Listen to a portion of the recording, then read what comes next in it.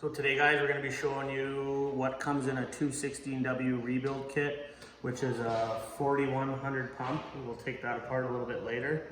So all the parts that come in a rebuild kit for a 216W, you have 3 30 thou gaskets, 3 15 thou gaskets, 2 wear plate gaskets, 2 combo caps with bushings and seals already pushed in it.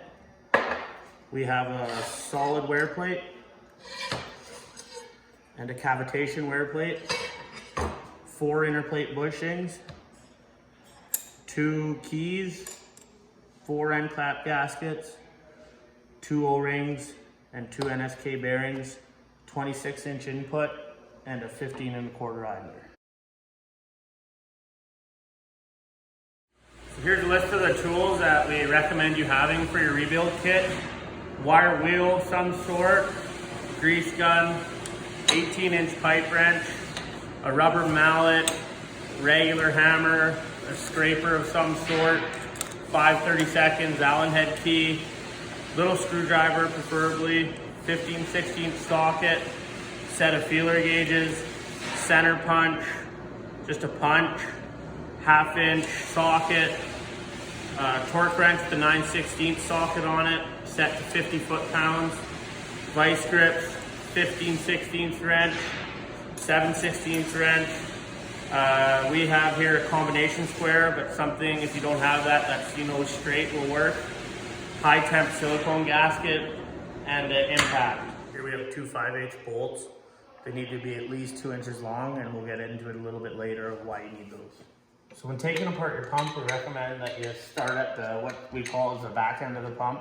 The first thing that we want to have come off are your combo cap covers. They're usually not spin off by hand.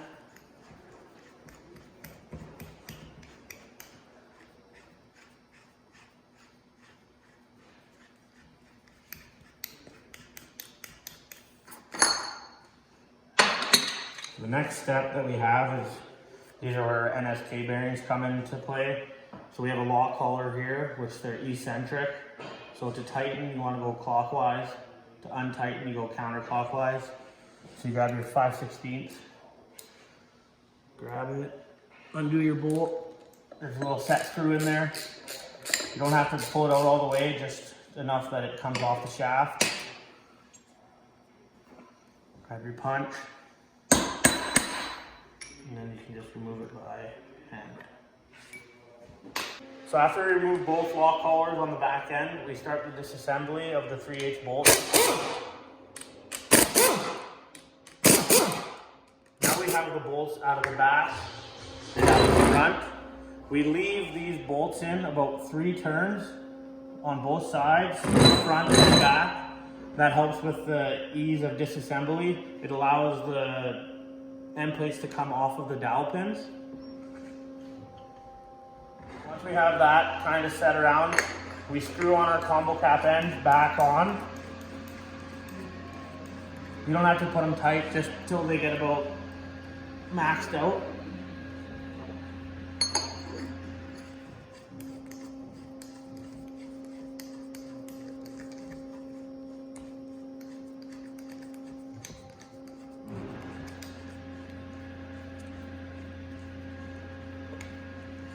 And then we take our 5/8 bolts, screw them in the back end.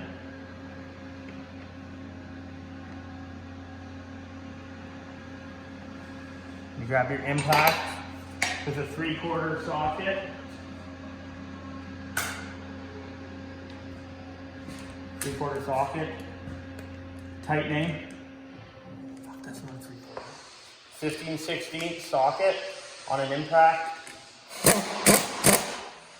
See that your back end come off, put a little bit in maybe, cut tight and even. Now you're maxed out on your back end, you keep moving it, and then you see your front end start to push off.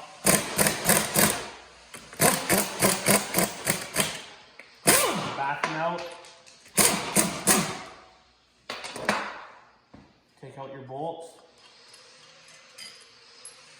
and your back end should come off.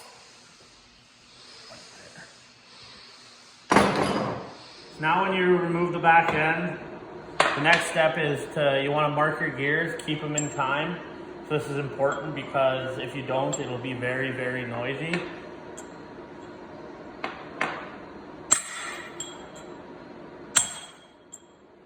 Usually do 2 on the top, 1 on the bottom.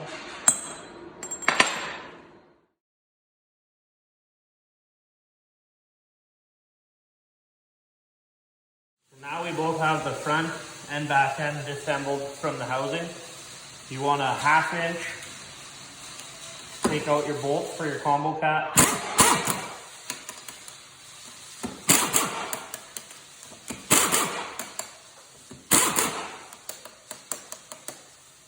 Back end to the front end, 1/2 inch. Take all 8 bolts out of your idler and your input. So when disassembling your combo caps off your end plate, kind of want to set it like this.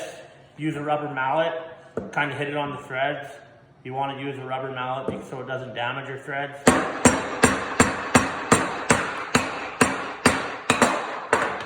of pop it off just like that.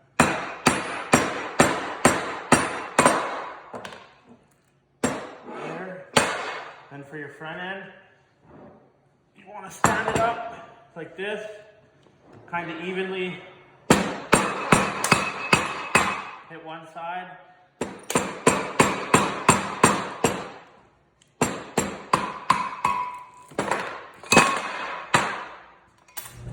When having the front and back disassembled off, you want to bring your housing and you want to make sure that your face is very clean. You want to give it a good buff. That way your gaskets, everything seals to it correctly.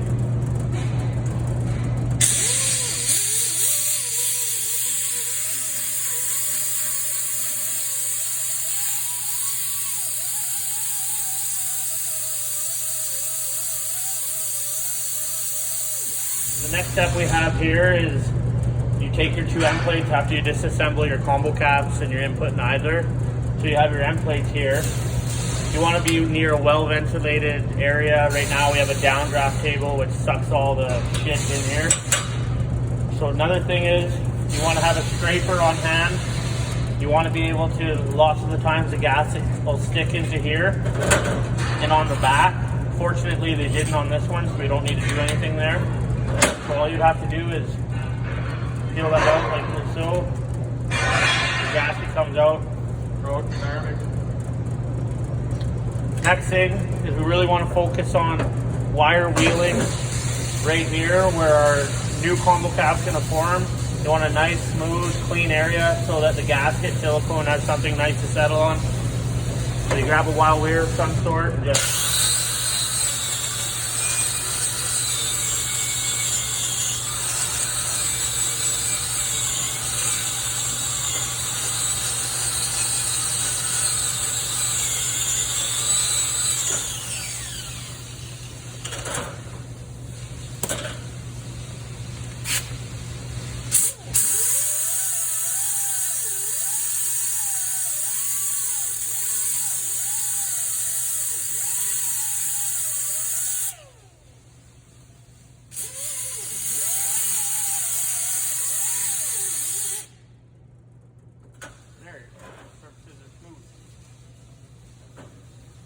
after you complete the first front end of your end plate, you want to flip it over. Same kind of thing. Give this a nice soft, smooth surface. That way your gaskets seal to it correctly.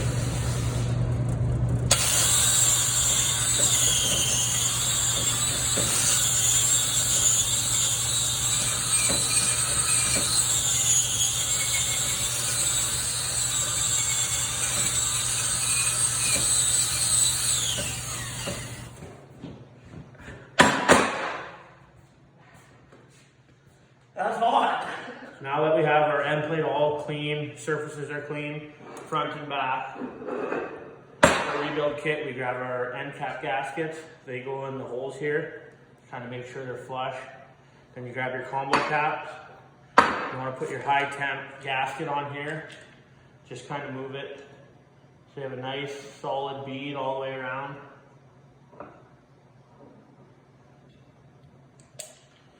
Do that. Stick it onto here like this, and we'll kind of press it down. Grab your bolts. It's easier to take that off to start them all. A couple threads by hand. So once you have all your bolts started by hand, everything kind of looks normal. Kind of want to hit your one side first. You don't want to go all the way down, just kind of ease into it. That way that it's going in square, you're not going to twist it or anything.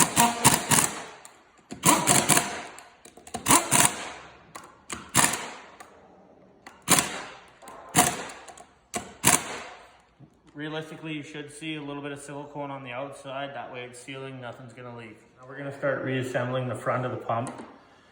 A thing with our dowel pins is you usually reuse them every time. We usually go, there's 2 holes in here. We usually go top right, bottom left. Sometimes they stay in the end plate, sometimes they stay in the housing. It really doesn't matter. Just want to kind of set them back. Dowel pins set right in place. We want to set a 15th thou gasket. So in your thing, you're going to have a 15th thou and a 30th thou. The 15th, obviously a little thinner, you'll be able to feel it. You're going to set that there.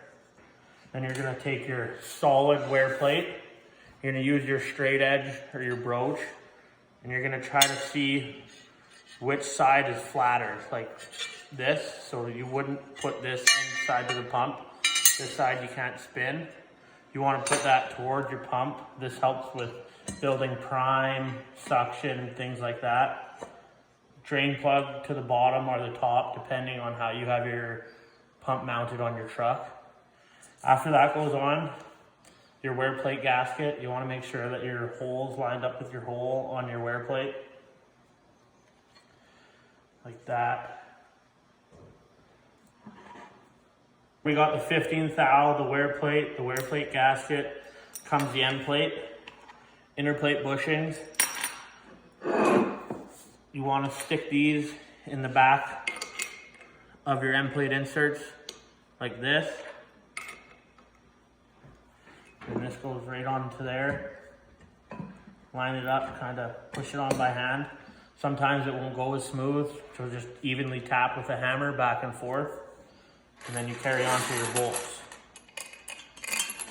And you want to use your 9/16 impact, tighten the front end.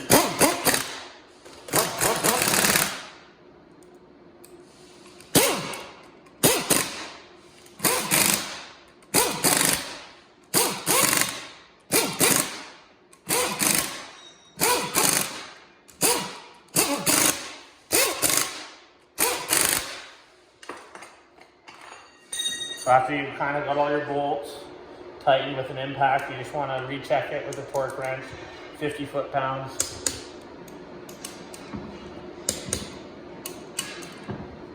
Now that we have our end plate on, it's torqued to spec, everything's ready to go. We put our end cap gaskets in here, new ones. Then you want to grab your input. Another thing you want to make sure is that your grease nipples are between the middle hole. Just kind of when you set it, give it a little nudge and it'll hold for you for a place to put your silicone on. Same kind of idea as you want to make a nice smooth bead.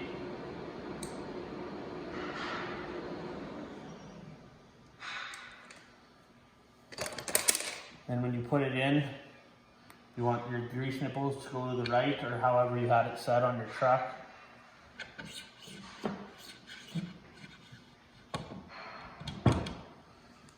Just kind of might have to place it.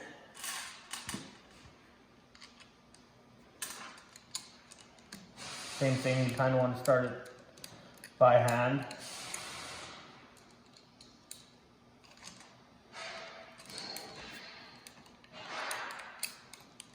So when tightening, you want to do it in a crosshatch pattern. That way nothing goes in crooked.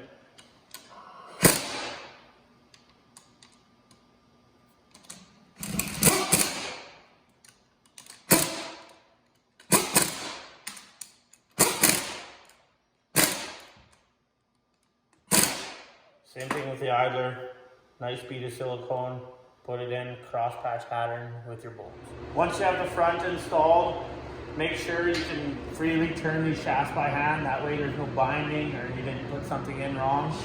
Then you grab your keys and you just slide them into place. They should press in. You may need to give them a little tap with the hammer. Just a little one. Get them seated.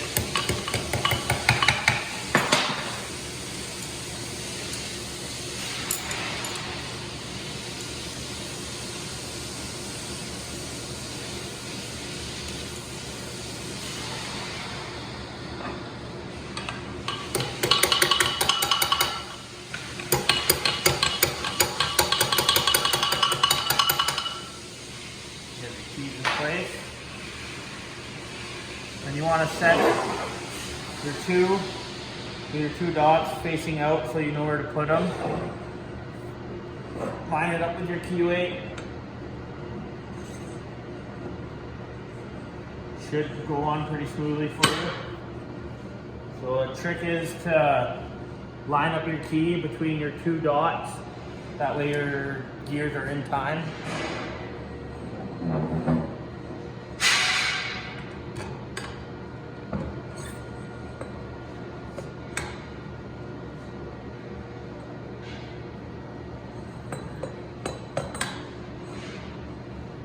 Have a look. Make sure your two lobes and your bottom lobe interact with each other.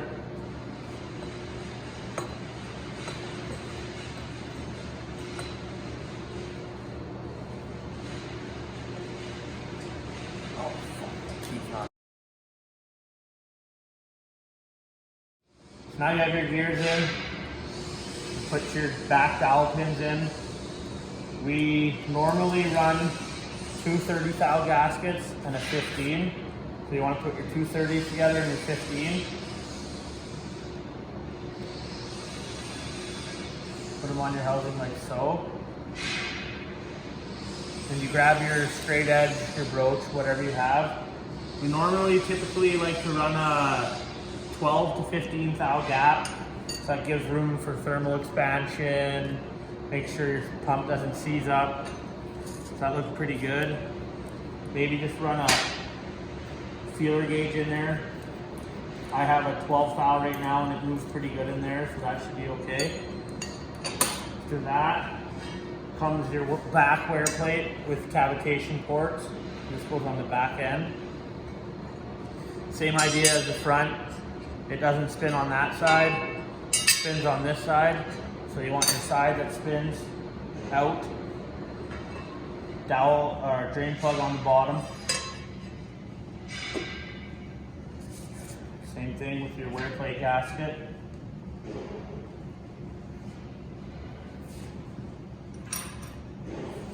Your inner plate bushings, you can just slide onto the shaft. Make sure this ridge is pointed out, that way it can fit into your end plate. So then you have your back assembled already. Kind of just give it a wipe off, make sure everything's clean.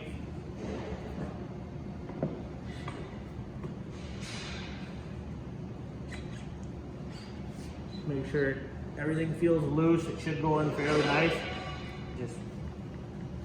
Then you start with your bolts again. So we have our back on now and tightened up. Same as the front, you want to torque your bolts to 50 foot-pounds. Once you have that complete, you want to slide your O-rings on. Kind of want to make sure you don't slide them over your threads, don't damage it. Once you do that, you want to make a couple punch marks on the inside of your combo cap. This helps with the installation of your bearing, lets the trapped air go somewhere. Slide it on. You want to turn your lock collar around so it's facing this way and hit it on the edge. You want to be careful not to hit your shaft, damage it. Go until it gets about flush with the end of your combo cap.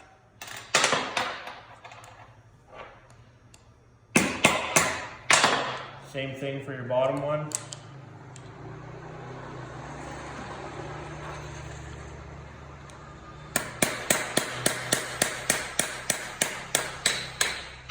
Have it in flush, NSK goes on. Want to turn it till it tightens clockwise. And you can just kind of turn it by hand. A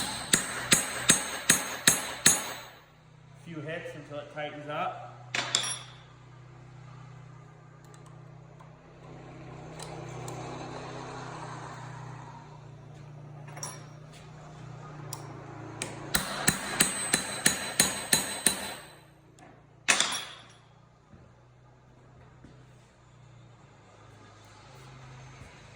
Grab your Allen head key,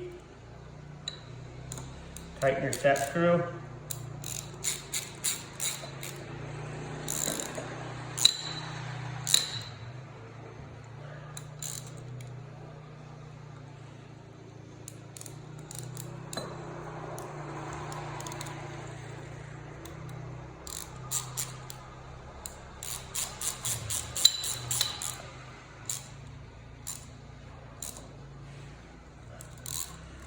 Your bearings are installed.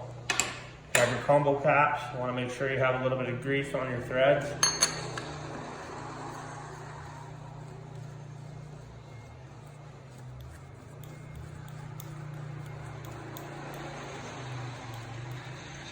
Make sure your O-ring's not pinched in there. It goes on nicely. Your grease nipple adapter goes in. Your 15/16 ratchet wrench or whatever you have on hand. Give it a little couple hits. It should be good. So now everything's put together and stuff. You want to grab your grease gun, and after you do rebuild it and put your rebuild kit on, we'll go on the front grease nipple. But normally you want to grease the back. This one only gets about 1 or 2 shots of load. You just want to grease it until you can kind of hear it come out your back end.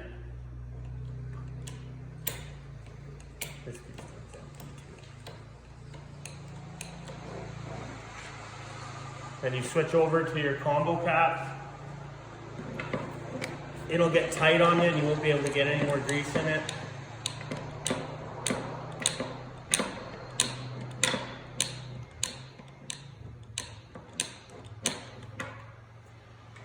And same to follow with your back end.